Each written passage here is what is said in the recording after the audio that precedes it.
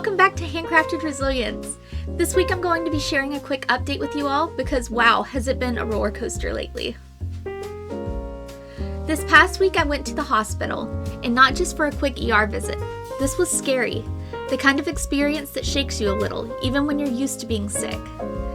And I know I'm not the only one who's been through moments like that. Moments that test your limits, physically, emotionally, and even spiritually. So I want to talk about what happened, and how I got through it, and what resilience actually looks like when you're face to face with something really hard. If you're new here, hi, I'm Brianna. I live with a few chronic illnesses and make art as a way to cope, connect, and create joy in a life that isn't always easy. I always tried to be honest about what the journey looks like, the good, the bad, and the I'm smiling but I'm secretly panicking kind of moments. This week was one of those moments. I've been feeling kind of off for a few days, but it's hard to explain that kind of off unless you've lived it. My body was misfiring in that weird, disorienting way that it sometimes does, like a system overload you can't quite catch before it spirals. At first I thought I could push through it. I always think I can push through it. That's just how I am wired. Stubborn, determined, hopeful. But this time my body had other plans. Things escalated quickly. My heart was racing, my skin was burning, my nervous system felt like it had turned against me. No matter what I did, nothing was working. I tried so hard to avoid the hospital, because if you know, you know. It's exhausting. It's vulnerable. It's often filled with misunderstanding, mislabeling, and trying to advocate for yourself when you're barely conscious. But this time, it wasn't a choice anymore. My body was in full crisis. I needed help. So we went. I don't even remember the full car ride. I just remember gripping the seat and trying not to cry because of the pain. Though there was plenty because of the fear. Fear of not being believed, fear of what they might miss, fear that this might be different. When I got there, things were bad. I could barely speak, and I could feel the confusion from the staff.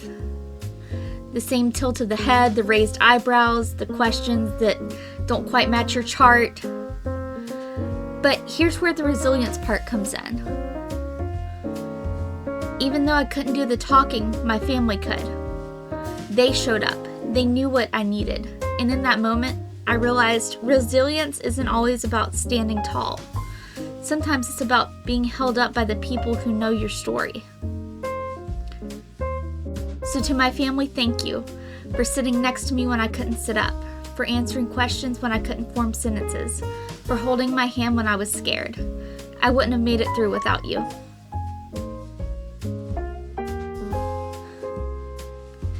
There was a point where things got so intense that I thought this might be it. I don't say that lightly. My body was shutting down in ways I'd never felt before, and what made it scarier was how calm I looked on the outside. Still, silent, but inside I was crashing. Sometimes resilience doesn't look like a dramatic movie moment. It looks like laying in a hospital bed, just trying to breathe, trying not to give up hope. It's whispering to yourself, just get through the next 5 minutes, and then the next, and then the next. What do you do when your body is a battlefield? You anchor yourself to anything steady, a voice, a hand, a memory. I tried to focus on my daughter's laugh, on the smell of clay when I mix a fresh batch, on the feel of a cool breeze through a cracked hospital window. Those tiny things, they're not small, they're everything. I closed my eyes and pictured color palettes, not because I was planning content, but because the color brings me peace. In that space, art became my survival tool. People sometimes think being strong means you never fall apart. That couldn't be further from the truth. I did fall apart. I cried. I was terrified. I felt helpless. But strength is what you do next. And in those moments, I chose not to let fear be the final word. Even if I was afraid, I also chose to trust the people helping me. I chose to believe that my body wasn't broken beyond repair. I chose to stay open to the possibility of calm. Eventually, something shifted. Slowly, subtly. My nervous system started to settle. It wasn't perfect, but it was enough to come back to myself. I remember blinking up at the ceiling, realizing, okay, I'm still here. I made it through that part. You never forget those first few stable breaths after a storm. They feel like rebirth. That was the first moment I knew I'd be okay. Not because everything was fixed, but because I was still fighting, still rooted, still reaching for healing. I can't say enough about what it means to have people in your life who don't flinch when things get scary. My husband was there, steady, grounded, speaking for me when I couldn't, making sure every question was answered. My kids were my light. Even though they weren't physically there in the room, I held on to them. Every laugh I shared with them, every hug, that's what I fought to come back to. Resilience doesn't always come from within. Sometimes it flows from the people who love you fiercely. Coming home was emotional. It always is. You walk back into your own space a little changed, a little softer, a little stronger. I went straight to my art table. Just sat there. Didn't even make anything at first. Just felt the energy of it. The comfort of familiarity. When I finally picked up my slab of clay again, it wasn't about making something pretty. It was about proving to myself that I was still here, still creating, still connected. This experience reminded me of something I tend to forget.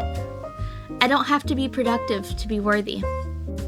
Even flat on my back in a hospital bed, I was still Brianna, still an artist, still a mother, still a fighter.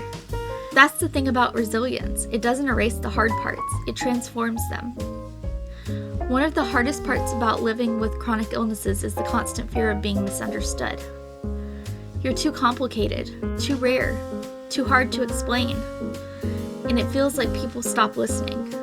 But here's the truth. You deserve to be heard, fully, without needing to minimize your story of someone else's comfort. I've spent years learning how to advocate for myself, and even now it's hard, but moments like this remind me that my voice matters, that your voice matters. So why am I telling you all this? Because maybe you're going through something too. Maybe you're in your own version of that hospital room, waiting for things to stabilize, trying not to lose hope. This is me reaching out a hand saying you're not alone. Even when it's dark, even when it's quiet, even when the storm feels endless, you are not alone. I'm still recovering. My body's still a little shaky. My energy's still coming back in pieces. But I'm still here. And I'm ready to keep creating. And I'm ready to keep sharing. And I'm ready to keep telling the truth even when it's messy. The next few weeks might be a little slower content-wise, but I promise you I'm still showing up. Just maybe a little more softness. If you take anything away from this video, let it be this. Resilience is about never breaking. It's about finding your way back.